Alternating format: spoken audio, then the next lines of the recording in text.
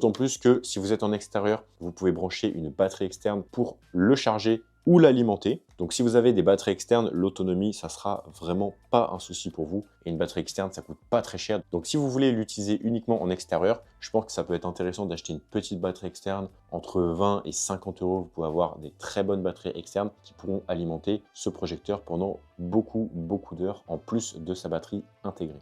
On a un bouton pour allumer le projecteur, des boutons de navigation avec des flèches et le bouton OK. Et là, un petit bouton pour revenir en arrière. De part et d'autre, on a les deux haut-parleurs qui offrent un son très correct. Et ça, c'était un gros reproche que je faisais à mon ancien projecteur qui avait un son plutôt mauvais. Du coup, je le connectais tout le temps sur l'enceinte. C'était pas très gênant car le son de l'enceinte, lui, il était très bon. Mais à chaque fois que j'allumais le projecteur, il fallait aussi allumer l'enceinte et connecter l'enceinte. Donc ça faisait perdre quelques secondes à chaque fois. C'est pas très grave, mais c'était quand même un petit peu de temps perdu à chaque fois. Et c'est pas toujours agréable quand on est fatigué dans le lit le soir et qu'on a juste envie de se détendre, d'aller rechercher l'enceinte à l'autre bout de la pièce, voire même à l'autre bout de la maison. C'est pas forcément la chose la plus agréable.